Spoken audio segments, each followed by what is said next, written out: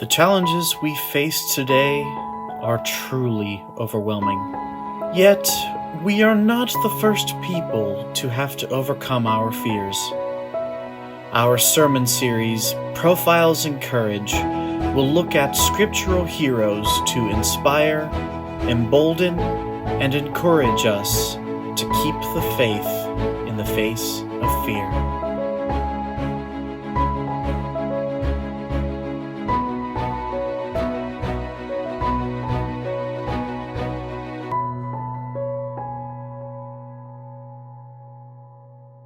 In his most famous sermon, Jesus blesses a whole bunch of folks the world likes to curse.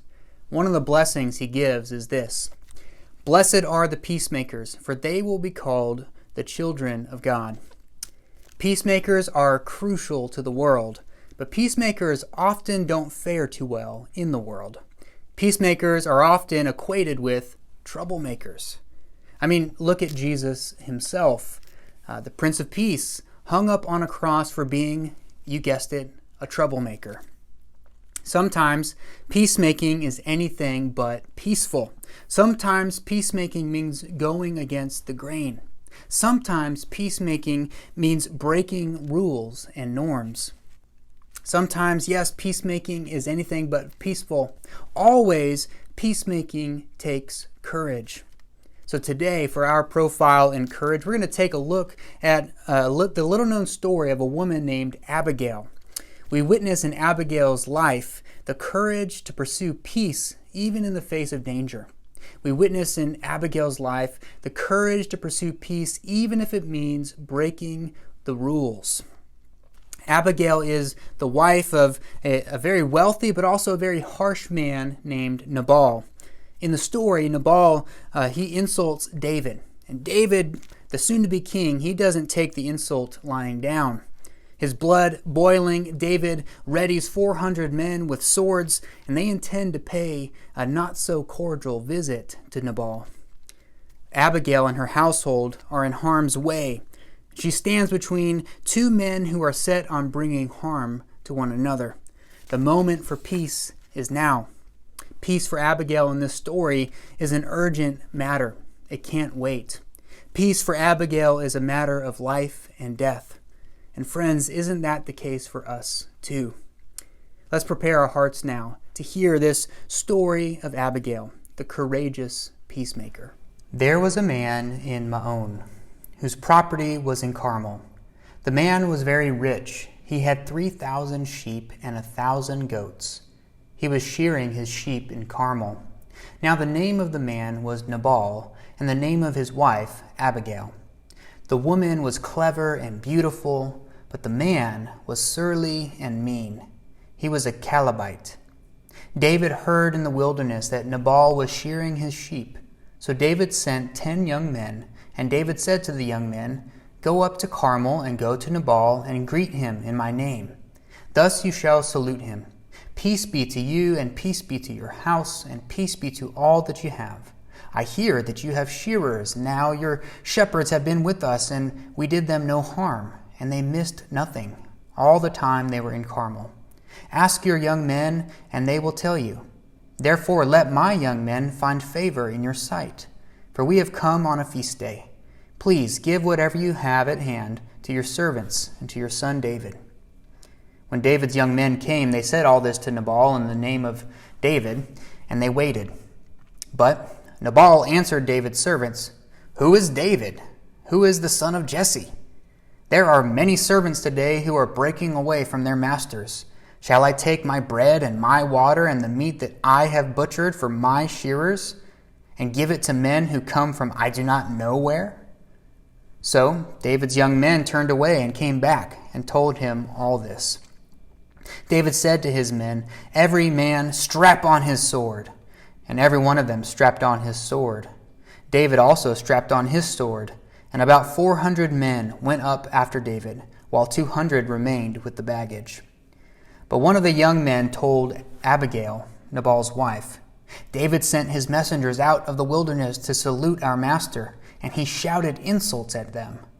Yet the men were very good to us, And we suffered no harm, and we never missed anything when we were in the fields, as long as we were with them. They were a wall to us both night and by day, all the while we were with them, keeping the sheep. Now therefore know this and consider what you should do, for evil has been decided against our master and against all his house. He is so ill-natured that no one can speak to him." Then Abigail hurried and took 200 loaves, 2 skins of wine, 5 sheep ready dressed, 5 measures of parched grain, 100 clusters of raisins, and 200 cakes of figs. She loaded them on donkeys and said to her young men, "Go on ahead of me, I am coming after you." But she did not tell her husband, Nabal. As she rode on the donkey and came down under cover of the mountain, David and his men came down toward her, and she met them. Now David had said, "Surely it was in vain that I protected all that this fellow has in the wilderness, so that nothing was missed of all that belonged to him. But he has returned me evil for good. God, do so to David and more also, if by morning I leave so much as one male of all who belong to him." When Abigail saw David, she hurried and alighted from the donkey and fell before David on her face, bowing to the ground. She fell at his feet and said, "Upon me alone, my lord, be the guilt. Please let your servant speak in your ears, and hear the words of your servant. My lord, do not take seriously this ill-natured fellow Nabal, for as his name is, so is he. Nabal is his name, and folly is with him. But I, your servant, did not see the young men of my lord whom you sent. Now then, my lord, as the Lord lives, and as you yourself live, since the Lord has restrained you from blood guilt and from taking vengeance with your own hand, now let your enemies and those who seek to do evil to my lord be like Nabal. And now let this present that your servant has brought to my lord be given to the young men who follow my lord." David said to Abigail, "Blessed be the Lord, the God of Israel, who sent you to meet me today. Blessed be your good sense, and blessed be you who have kept me today from blood guilt and from avenging myself by my own hand. For as surely as the Lord, the God of Israel, lives, who has restrained me from hurting you, unless you had hurried and come to me, truly by morning there would not have been left to Nabal so much as one male." Then David received from her hand what she had brought him. He said to her, "Go up to your house in peace. See, I have heeded your voice, and I have granted your petition." Abigail is a courageous peacemaker. She has the courage to pursue peace even in the face of danger. She has the courage to pursue peace even if it means breaking the rules. At this point in 1 Samuel, David is the soon-to-be king. The Lord has anointed him to be king, but he has a tiny little obstacle in his way. His name is King Saul, the current king, who's dead set on killing David. No one's going to take the throne away from him, Saul thinks. So you may recall that David's been spending a whole lot of time on the run.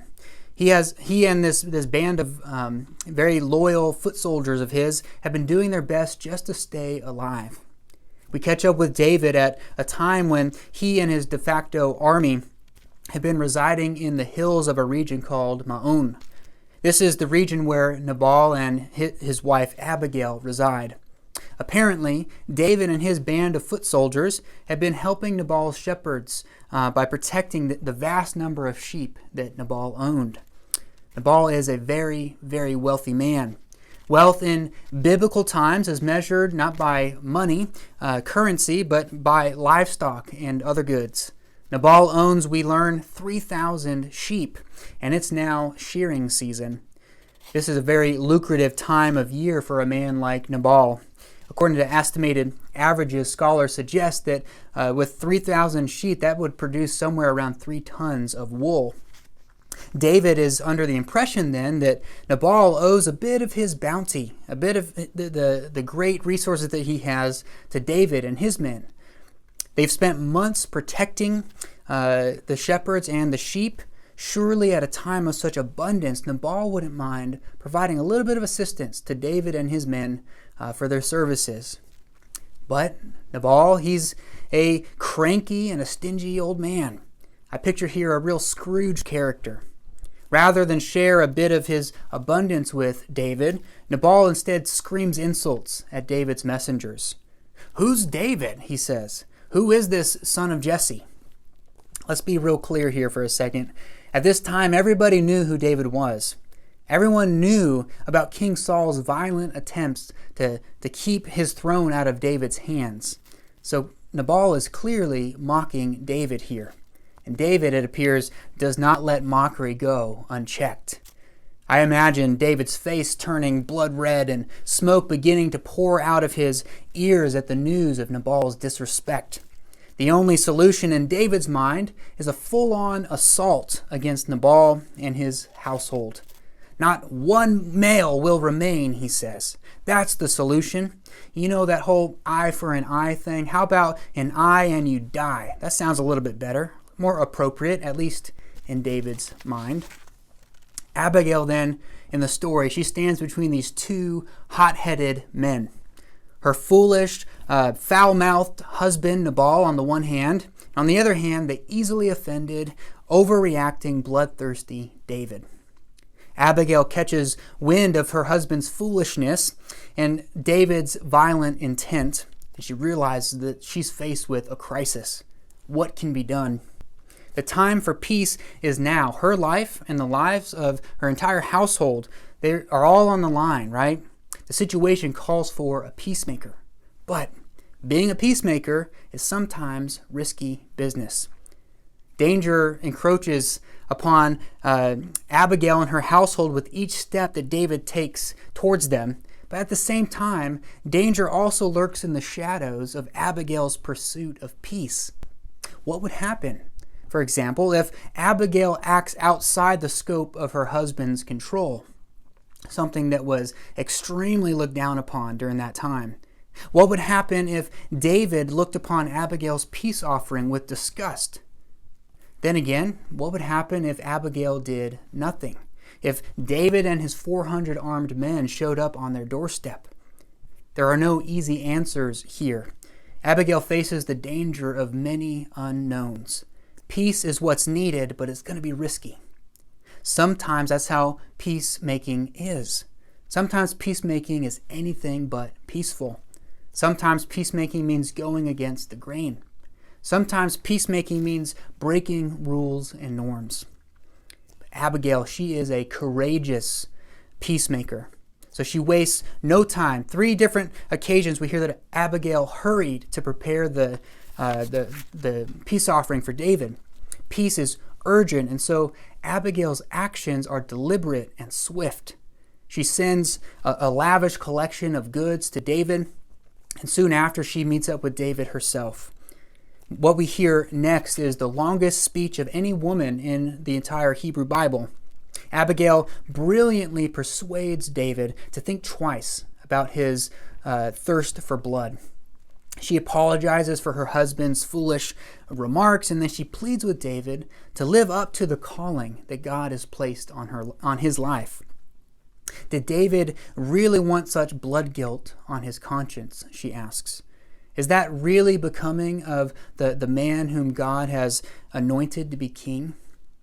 David's lust for vengeance, it just immediately fades away as he sees in Abigail the very power and presence of God. Abigail is indeed a courageous peacemaker. She pursues peace even in the face of danger. She pursues peace even if it means breaking the rules.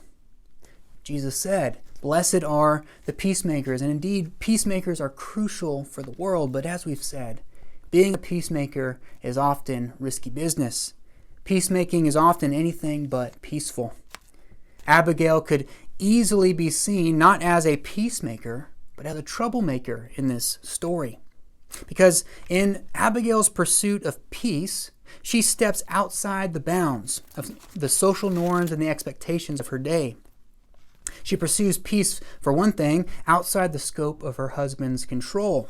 And in the biblical age, such an action, regardless of how noble it might be, it could warrant violent punishment, even death.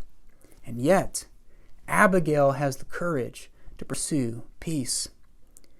Further, she pursues peace by stopping David and his army of armed men right in their tracks to offer them a peace offering. In the biblical age, once again, women, for one thing, they didn't speak to other men other than their husbands in public. That's just something that didn't happen. And what's more, women didn't possess a political voice in that day. Women didn't play a role in the role of diplomat between heated, potentially violent disputes. It just didn't happen. And yet, Abigail has the courage to pursue peace. She pursues peace even in the face of danger. She pursues peace even if it means breaking the rules. Peacemakers have always, like Abigail, flirted with troublemaking. I think of the courage displayed in nonviolent demonstrations during the Civil Rights Movement. Eating at a lunch counter, sitting in a seat of your choosing, marching across a bridge. All seemingly innocuous acts, right? But for our black sisters and brothers, these peaceful acts were deemed more troublemaking than they were peacemaking. Today, as then, calls for justice continue to be seen by white Americans as more troublemaking than peacemaking. I think of the courage it takes to be the only person in Congress, Barbara Lee, to vote against a war. When everyone's out for war, it's hard to be the voice for peace. I think of the courage it takes in our own lives for estranged people to pursue peace in the face of entrenched bitterness, to pursue peace in a relationship filled with resentment, to pursue peace with someone who might want to keep the dispute going, to pursue peace with someone who might scoff at your peace offering, to pursue peace with someone with whom everyone else around you still despises. Pursuing peace can be risky. And yet, like Abigail, peace is urgent. Peace is a matter of life and death. Sometimes peacemaking is anything but peaceful. Sometimes it means going against the grain. Sometimes peacemaking means breaking rules and norms. Yes, sometimes peacemaking is anything but peaceful, but always peacemaking takes courage. So Lord, grant us the courage to be peacemakers like Abigail. Amen.